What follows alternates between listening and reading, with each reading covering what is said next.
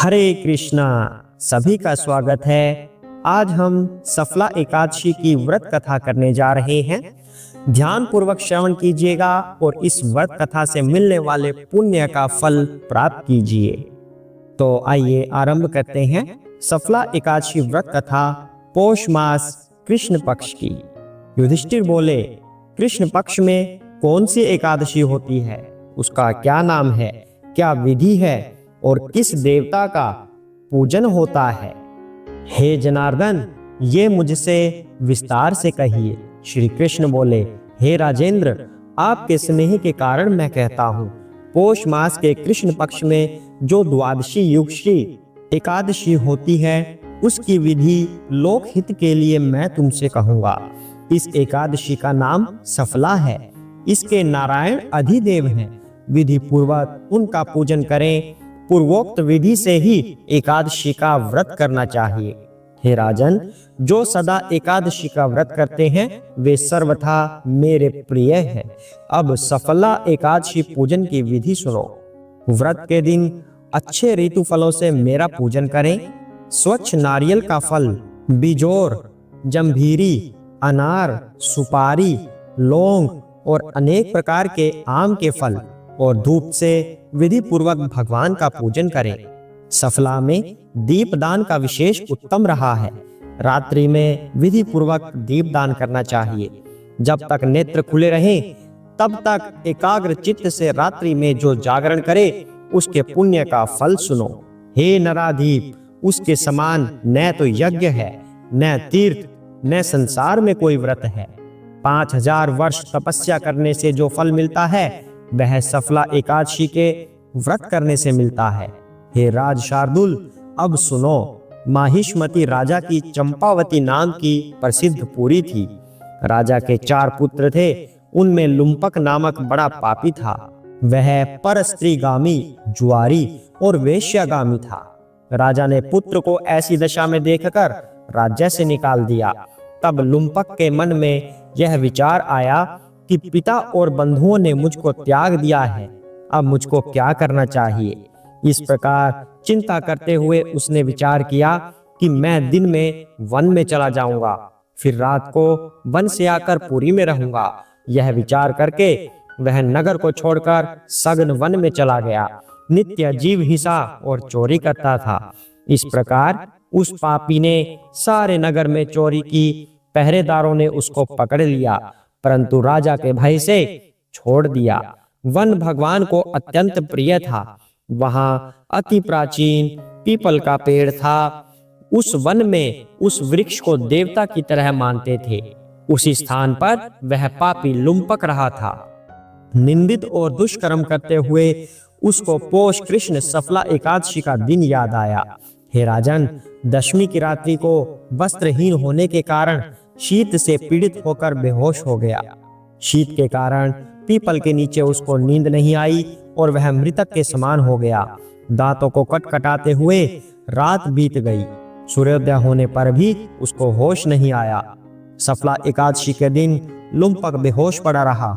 जब मध्याह्न हुआ तब उसको होश आया। चैतन्य होने पर थोड़ी देर बाद वह अपने आसन से उठा। वह पग पग पर गिरता पड़ता लंगड़े की तरह चलने लगा। वह भूख प्यास से पीड़ित होकर वन में गया। उस दुष्ट लुम्पक को जीव हिंसा की शक्ति नहीं रही। जो फल भूमि पर पड़े हुए थे उनको उठा लाया। जब तक वह आया सूर्य अस्त हो गया। हे तात, अब क्या होगा, ऐसा कहकर दुखी होकर विलाप करने लगा। वह सब फल पेड़ के नीचे रख दिए। रात में उसको नींद नहीं आई, इससे उसका जागरण हो गया। मधुसूदन भगवान ने उन फलों का पूजन और सफला एकादशी का व्रत स्वीकार कर लिया। इस प्रकार लुम्पक ने अकस्मात व्रत कर लिया। इस व्रत के प्रभाव से उसको निष्कंटक राज्य मिल गया। सूर्य के उदय होने पर एक दिव्य घोड़ा आया।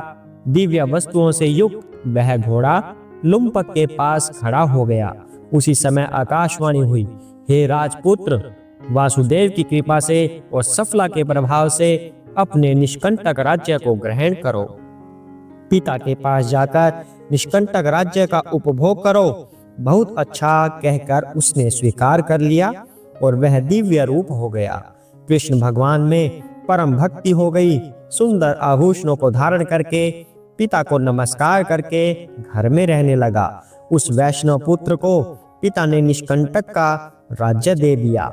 उसने बहुत वर्षों तक राज किया। एकादशी के दिन वह भगवान की भक्ति में लीन रहने लगा।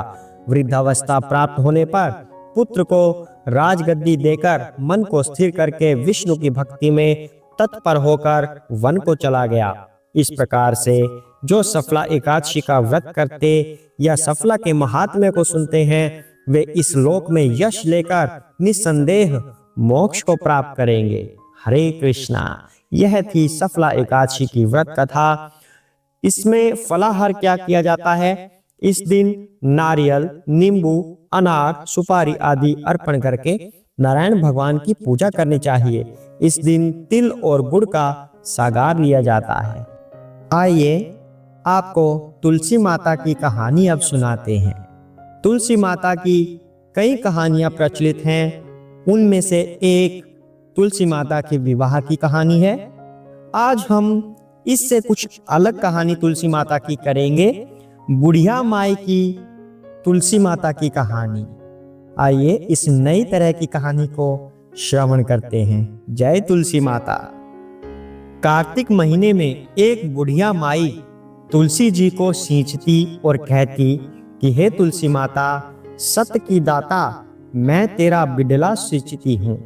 मुझे बहू दे, पीताम्बर की धोती दे, मीठा मीठा गास दे, वैकुंठ में वास दे, चटक की चाल दे, पटक की मौत दे, चंदन का काठ दे, रानी सा राज दे, दाल भात का भोजन दे, ग्यारस की मौत दे, कृष्ण जी का कंधा दे।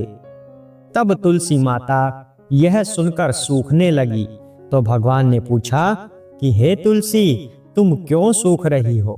तुलसी माता ने कहा कि एक बुढ़िया रोज आती है और यही बात कह जाती है, मैं सब बात तो पूरा कर दूंगी, लेकिन कृष्ण का कंधा कहाँ से लाऊंगी? तो भगवान बोले, जब वो मरेगी तो मैं अपने आप कंधा दे आऊंगा, तू बुढ़िया माई से कह देना।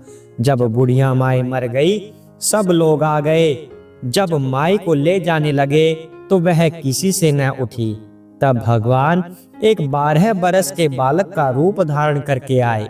बालक ने कहा, मैं कान में एक बात कहूंगा तो बुढ़िया माई उठ जाएगी।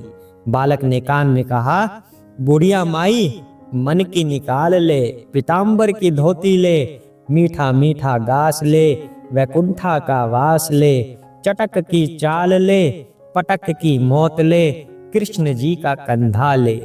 यह सुनकर बुढ़िया माई हल्की हो गई। भगवान ने कंधा दिया और बुढ़िया माई को मुक्ति मिल गई। हे तुलसी माता, जैसे बुढ़िया माई को मुक्ति दी वैसे सबको देना। हरे कृष्णा। जय तुलसी माता की। नमो नमः तुलसी कृष्ण प्रेयसी। जय तुलसी माता। आशा करते हैं आपको यह कथा पसंद आई है। अगर आपको यह कथा पसंद आई है तो चैनल पर बने रहिए। इस तरह की व्रत कथाएं चैनल पर आती रहती हैं और श्रीमद् भगवद गीता का पाठ भी आप चैनल पर सुन सकते हैं। ध्यान पूर्वक श्रवण कीजिए और अपने जीवन को धन्य बनाइए। हरे कृष्णा।